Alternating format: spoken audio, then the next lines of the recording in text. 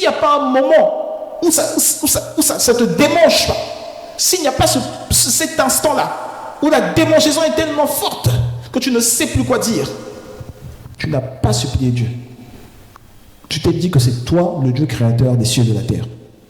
Tu joues encore à l'orgueilleux. Il n'y aura jamais de manifestation de Dieu dans ta vie. Vérité.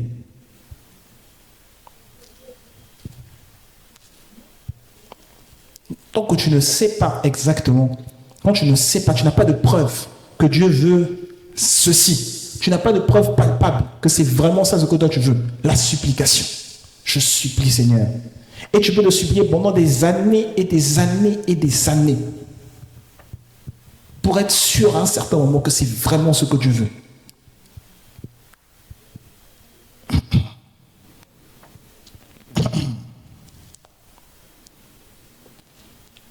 Si tu dois être capable de tellement supplier Dieu, ça doit être ton activité sportive quotidienne. L'activité des genoux-flexion. Genoux-flexion. Tu es là en train de, à genoux. Tu pries, tu demandes à Dieu. Seigneur, je te supplie, je te prie. Je veux que tu sauves ma grand-mère de cette maladie. Je veux que tu sauves ma mère de cette infirmité. Je veux que tu me sauves, moi, même de ce détail. Quand tu es en train de prier, tu dis, tu ne peux pas utiliser cette maladie. La maladie, c'est l'arme du diable.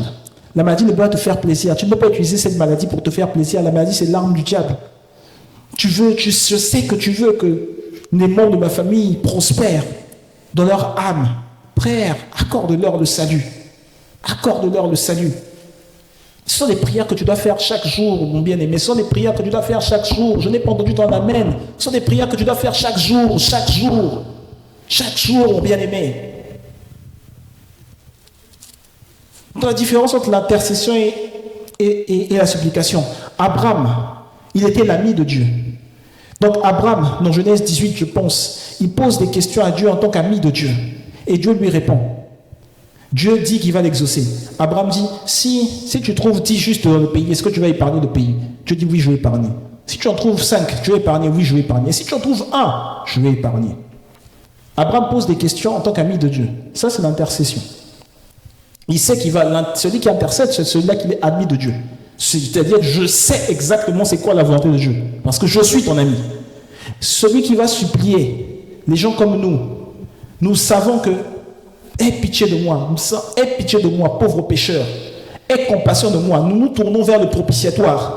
L'endroit où il y a, vous vous rappelez, peut-être, peut-être pas, mais vous vous rappelez où nous avions enseigné ces choses, 2022-2023. Nous avions à 2 reprises, donc, l'endroit où il y a les chérubins qui gardent le propitiatoire, c'est le lieu exact où le sacrifice de l'agneau a été fait, où le sang a été versé. Les chérubins qui gardent, les mêmes chérubins qui ont gardé l'entrée du jardin d'Éden une fois que Adam, l'homme, en a été sorti.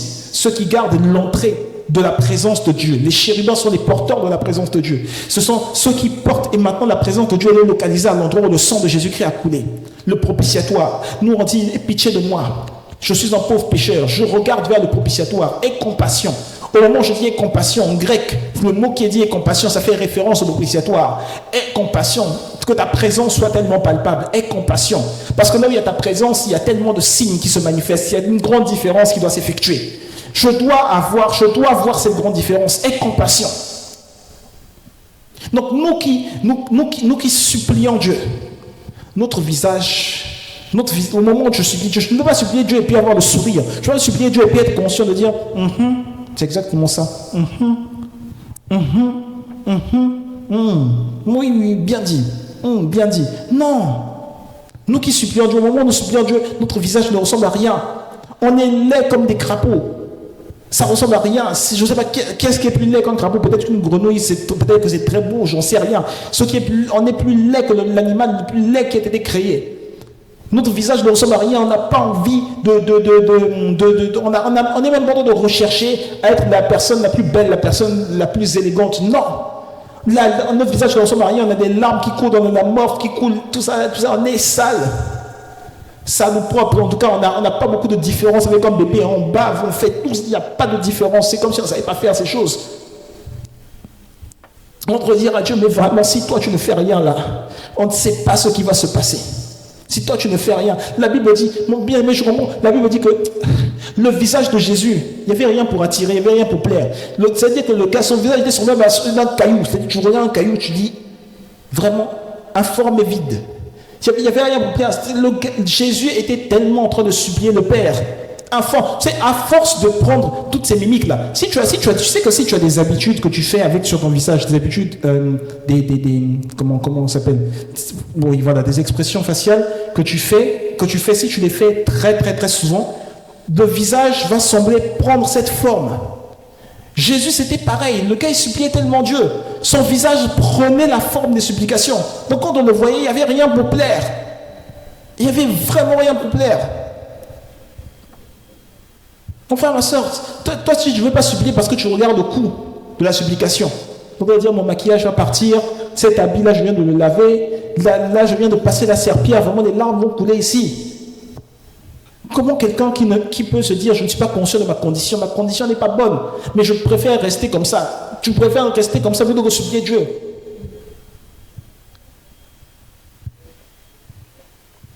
Frère, tu ne peux pas te dire ça, tu ne peux pas agir de façon à ce que tu vas dire que tu as...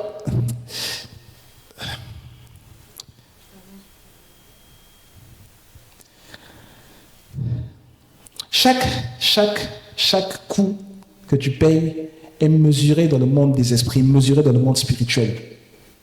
Chaque coup que tu payes est pesé, si tu préfères, dans le monde spirituel.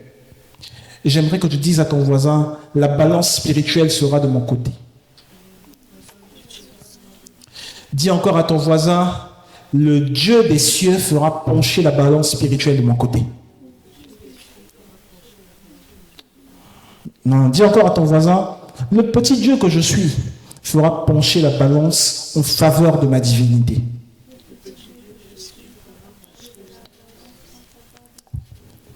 Ma famille, je vais avancer un petit peu à cause du temps. La manifestation de Dieu, le deuxième élément que j'aimerais juste qu'on sache, c'est que la manifestation de Dieu, de Jésus, donc, Jésus c'est le nom de Dieu, la manifestation de Dieu nécessite que tu poses des actions. La manifestation de Dieu nécessite que tu poses des actions. La manifestation de Dieu nécessite que tu poses des actions. Mon bien-aimé, la manifestation de Dieu se réalise envers ou au travers des personnes qui sont proactives. Proactives. Action-réaction. Je ne dois pas attendre là. Il y a quelque chose, il y a un besoin, j'attends, je regarde, oui. Est-ce qu'on m'a sollicité? Si on ne m'a pas sollicité, non. Je ne dois pas attendre. Je ne dois vraiment pas attendre. Non. Proactif. Quand il y a le programme là, de culte qu'on fait, proactif, les choses on les met à leur place, proactif. Ce n'est pas au moment où on en a besoin qu'on se met à rechercher. Proactif. Ça c'est au sein de l'Église, la manifestation de Dieu au sein de l'Église. Chacun est proactif. On doit aimer poser les actions parce que déjà, chaque action posée a des répercussions. Chaque action posée, il y a des répercussions. Et on doit rechercher les bonnes répercussions ou des répercussions divines.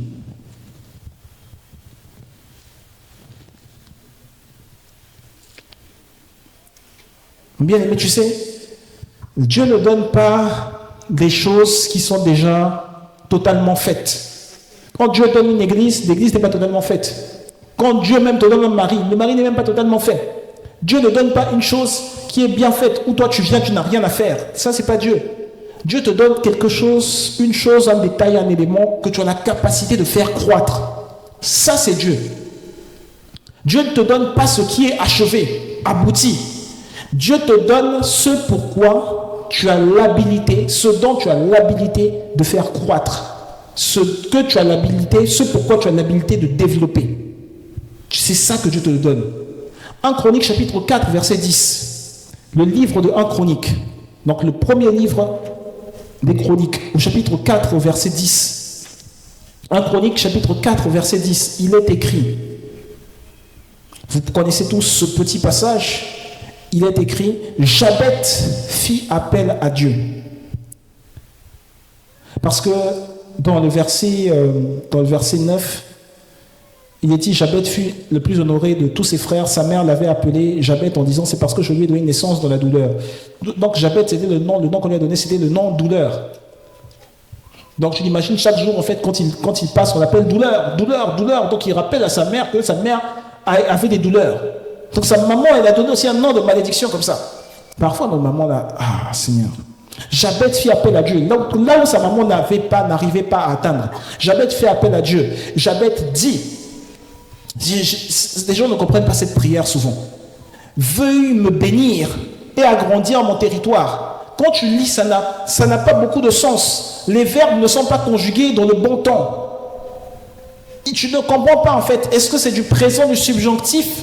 Est-ce que c'est une demande différente? Tu ne sais pas exactement quel est le temps. Tu as l'impression qu'il y a quand même il y a un pronom qui manque quelque part. Il y a un si peut-être qui manque quelque part. Et tu te dis même, il y a peut-être, en fait, cette phrase-là, elle n'est pas censée être achevée, ça devait être la première proposition de la phrase. Ensuite, il devait y avoir une virgule. Peut-être qu'il voulait faire un vœu à Dieu en disant, si tu me bénis, j'aurai ceci.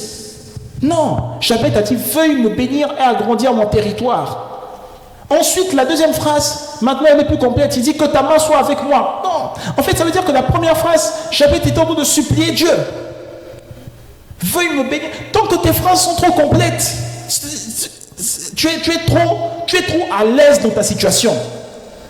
Dieu n'agit pas avec des personnes qui sont à l'aise dans la situation.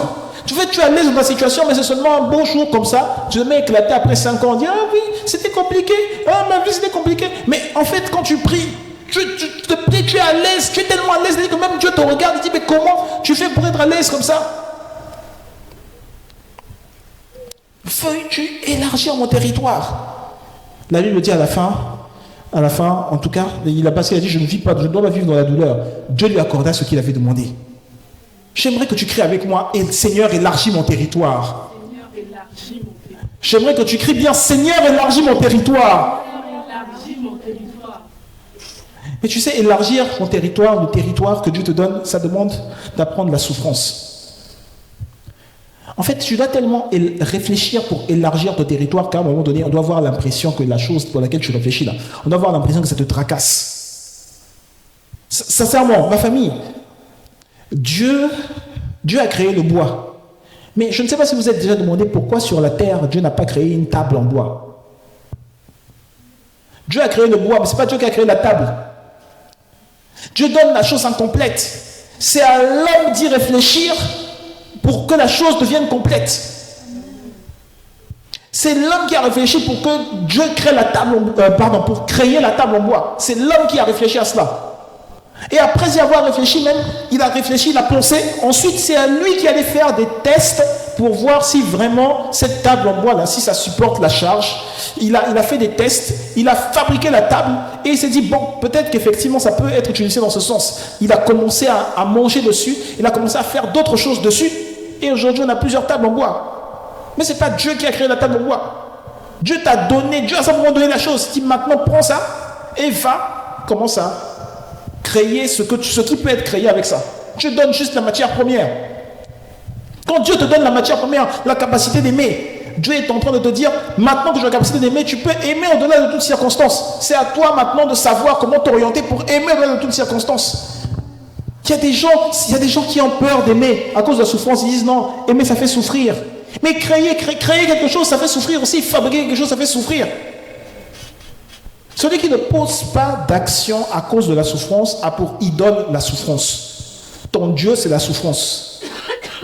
Celui qui ne pose pas d'action à cause de la souffrance a pour idole la souffrance. 1 Pierre chapitre 4, versets 1 à 2 dit ceci. 1 Pierre chapitre 4, les versets 1 à 2 dit ceci. 1 Pierre chapitre 4, versets 1 à 2 dit ceci, dans la version seconde 21. Ainsi donc, puisque Christ a souffert pour nous dans son corps, vous aussi armez-vous de la même pensée. Celui qui a souffert dans son corps en a fini avec le péché.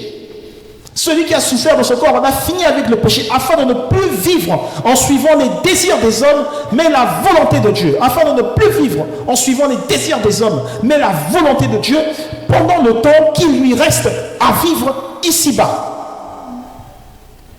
Donc, j'ai souffert parce que je ne vis plus selon le péché. J'ai souffert parce que je vis selon la volonté de Dieu. Dis-moi un bon amen. Ma chère famille, vivre selon la volonté de Dieu, c'est une attitude intentionnelle. C'est intentionnel. J'ai l'intention, je décide, j'ai l'intention de vivre selon la volonté de Dieu. Le manque d'intentionnalité dans ce détail-là, le manque d'intentionnalité, ça me fait vivre ou ça m'oriente vers le fait de...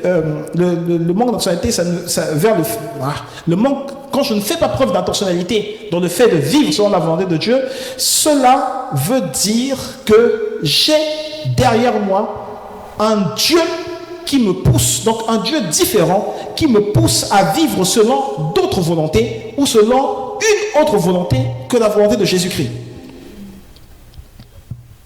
Dans la Bible, par exemple, on cite un Dieu dont la fonction est de sortir de la présence de Dieu. Ce Dieu-là dans la Bible, il s'appelle Dagon. Dagon, c'est un Dieu qui te fait sortir de la présence de Dieu. Dans le livre de 1 Samuel, les fils du sacrificateur d'Élie sont morts à cause de Dagon. Et Dagon, donc c'est même à l'endroit dans un des temples de Dagon que l'arche de l'alliance avait été emportée. Dagon, c'est un dieu des Philistins. C'est un dieu poisson. Ce dieu est attaché à la dépravation des mœurs. C'est un dieu poisson. Donc en haut, il a la forme, le corps d'un homme, et en bas, il y a la queue. Enfin, à partir de la ceinture, qui est la queue qui se manifeste. Un dieu poisson. Et il est attaché à la dépravation des mœurs. Et ça, dans tous les pays où on entend parler de Dieu poisson, on entend parler de sirènes des eaux, et ils sont attachés à la dépravation des mœurs. Autrement dit, dès que tu as beaucoup d'idoles dans ton cœur, tu es attaché au temple de Dagon. Dès que tu te mets, tu dis, je reporte à demain ce que je peux faire pour Dieu. Tu es attaché à Dagon. Dis avec moi, je sors de la prison de Dagon dans le nom de Jésus-Christ. Je sors de la prison de Dagon dans le nom de Jésus-Christ. Si tu es intentionnel dans cette démarche de vivre exactement comme Dieu veut que tu vives sur sa volonté, chaque jour, tu vas développer des réflexions en faveur des actions à poser, à mener pour vivre sur la volonté de Dieu. Autrement dit, tu dois chaque jour, je le dis d'une autre manière, tu dois chaque jour te rappeler que la création de Dieu, elle a un but. Tu es venu sur terre parce que tu as un but. Donc le psalmiste le dit, j'ai été créé pour un but. La création de Dieu a un but. Donc tu es né pour un but précis. Atteindre ce but, mon bien-aimé, atteindre ce but, ça ne veut pas dire que ce sera facile. Mais c'est possible. Atteindre ce but, ça ne veut pas dire que ce sera facile, mais c'est possible. Tu dois être capable de te dire chaque jour que tu atteindras ce but que tu t'es fixé. Si le but que tu t'es fixé, c'est être médecin, tu atteindras ce but. Si le but que tu t'es fixé, c'est être avocat, tu atteindras ce but. Si le but que tu t'es fixé, c'est être scientifique ou dans le digital, tu dis avec moi, j'atteindrai ce but. J'atteindrai ce but. Et tu dois avoir la ferme intention d'aller jusqu'au bout. Ça, même si c'est difficile. Parce que ça sera difficile. Jésus n'a pas promis une vie de facilité. Ça sera difficile. Il a promis une vie de possibilité. Il a dit tout est possible à celui qui croit. Il n'a pas dit tout est facile. Tout est possible. Donc ce sera possible. C'est-à-dire que ce sera difficile, mais ce sera possible. Donc celui qui a une personne qui va me dire oui, cette année, cette semaine, ces derniers jours, c'était difficile. On sait tout ça. Et ce sera difficile même jusqu'à la fin. Ce sera toujours difficile. Ce n'est pas une prophétie. Tu ne dois pas être surpris que ce soit difficile. C'est difficile, mais c'est possible en Christ. Tu te rends compte, Jésus avait des réflexions qui sortaient au scribe. Des réflexions qui étaient remplies. C'était une intentionnalité méchante envers les scribes. Envers les scribes, envers les pharisiens. Il a dit dans Matthieu 6, verset 5. Il dit, quand vous priez, ne soyez pas comme ceux qui usent de belles paroles. Matthieu 6, verset 5. Ne soyez pas comme ceux qui usent de belles paroles en parlant devant les gens. Ne soyez pas comme eux. Mais quand vous priez le Père, il leur montre maintenant comment faire pour prier le Père. Quand vous priez le Père, allez dans votre chambre. Ouvrez la porte de votre chambre et allez dans le lieu secret. Et votre Père qui est là dans le lieu secret, celui-là vous répondra. Jésus avait une intentionnalité vraiment remplie de méchanceté envers tous ceux qui s'opposaient à Dieu. Tu dois être rempli de méchanceté envers toutes les idoles là qui s'opposent à Dieu. Tu dois être rempli de méchanceté envers eux. Tu ne peux pas laisser le diable, tu peux lui laisser le diable, tu lui mets une petite ouverture là. Il va prendre, tu lui donnes l'angle de ton doigt. Le diable, il va te prendre tout le corps. Il ne va pas seulement prendre le bras, il va prendre tout le corps. Tu peux pas donner au diable une petite ouverture. Moi, je ne donne pas au diable une seule ouverture. Il n'y en a même pas. La nature humaine, là, je ne donne même pas une ouverture à ça. Quand toi, tu viens, tu dois justifier. Oui, parce que c'est un homme, une femme. Non, il n'y a pas d'ouverture. On ne laisse aucune ouverture au diable. L'intentionnalité, ça demande de la rigueur. Tu dois être rigoureux. C'est-à-dire que Jésus, quand il parle, il dit, ne soyez pas comme ces gars-là qui prient, qui font de belles paroles quand ils sont devant les gens. Ne soyez pas comme eux, qui utilisent un beau langage, un beau français. Jésus demandait de la rigueur. La rigueur, si tu n'es pas rigoureux avec toi-même, tu ne t'en sortiras pas. Si tu n'es pas rigoureux avec toi-même, tu ne t'en sortiras pas. Moi, j'ai connu des gens qui n'étaient pas rigoureux dans leur travail. On se débarrasse de très très vite. Donc Jésus était tellement rigoureux qu'il se levait le matin, de bon matin, il allait prier. Comment peut-il se lever de bon matin et prier alors que tout le monde dort le matin? Pourquoi lui-même il ne fait pas la même chose? Sachant que la journée il était au temple en train d'enseigner. Pourquoi lui-même il ne fait pas la même chose? Pourquoi il se lève de bon matin, de la nuit, il va prier pour ses 12 disciples? Et pourquoi toi tu as des disciples à toi justement dans tes départements, mais toi la nuit tu ne pries pas pour eux? Tu n'implémentes pas cette rigueur-là que Jésus s'implémentait lui-même. Mais tu dis non, moi j'aime Jésus, je suis comme Jésus. Non. Tu es comme le Dieu que tu t'es mis dans ta tête, ce Dieu-là qui te pousse à la procrastination. Dis avec moi, je sors de la procrastination dans le nom de Jésus-Christ. Et je dis non au démon de la paresse. Je dis non au démon de la paresse.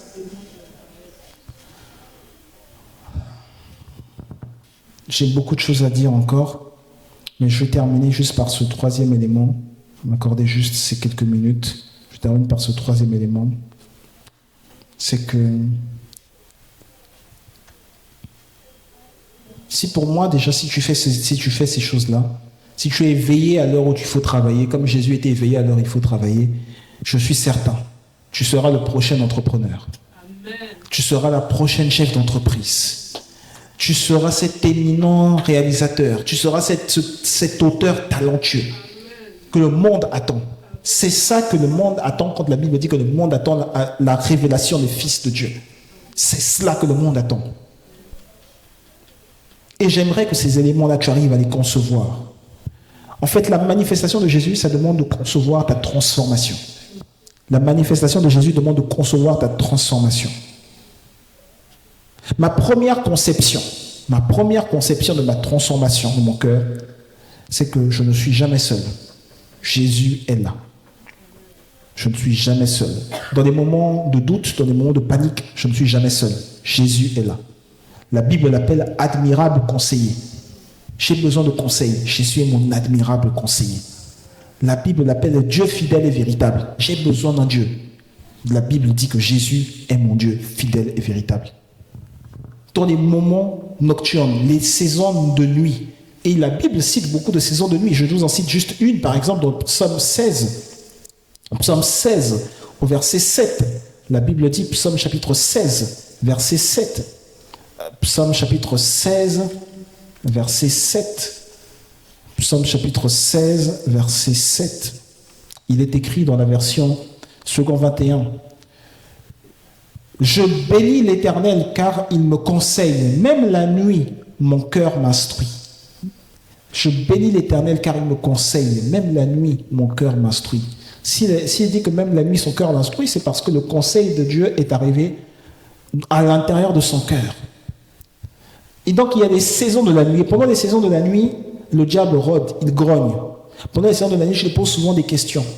Quelle est ma valeur? Est-ce que je suis la seule personne à passer par ces difficultés?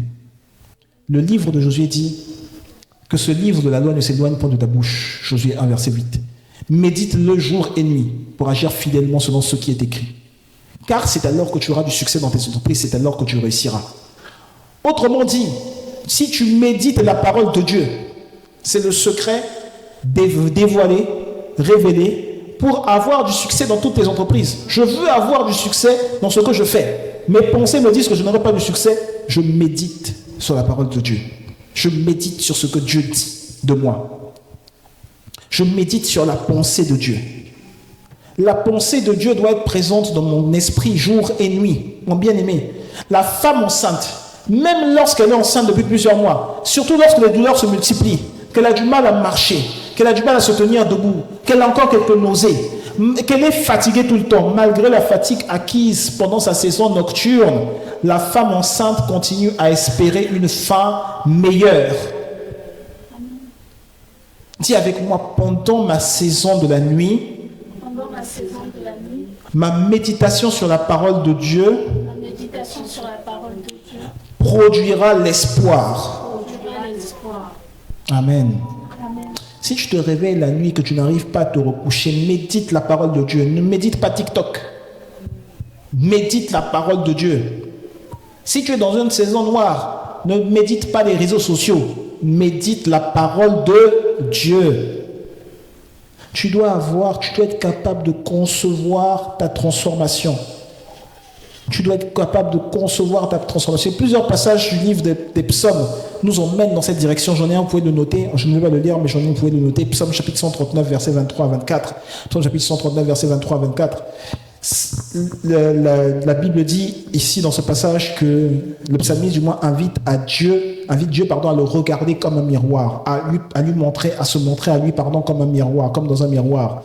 Le miroir me permet de développer. Si je me regarde dans le miroir, ça veut dire que j'apprends à me connaître, j'apprends à connaître ma valeur. Et si je connais ma valeur, ça m'aide à développer ma conscience de moi-même.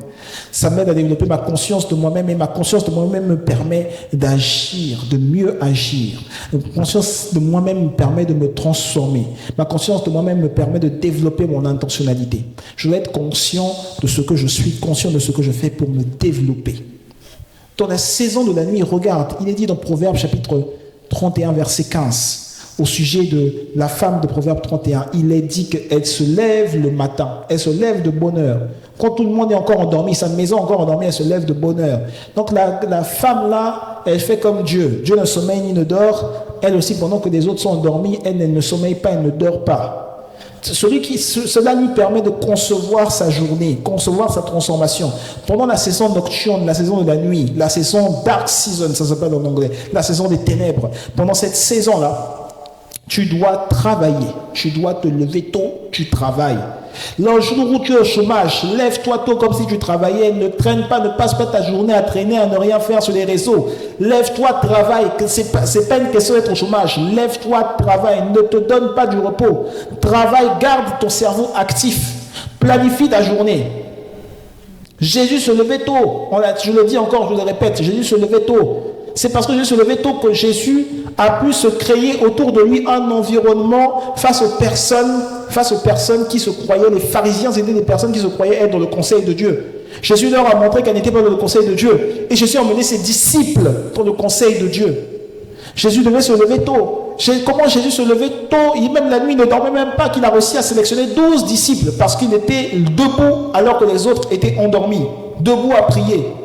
Pour faire la différence, un peu de sommeil, un peu d'assoupissement, la pauvreté, la disette, la pauvreté te surprendra. Alors, Jésus était dans un environnement controversé, un environnement de bataille. Mais Jésus se levait, Jésus travaillait. Quand tu es dans un environnement controversé, un environnement de travail, c'est là que Dieu est en train. Tu dois savoir que Dieu est en train de te dire que là, tu dois encore plus te battre, là, tu dois encore plus travailler. Mais comment dans cet environnement-là, tu te dis non, je vais abandonner? Non. Non. Non.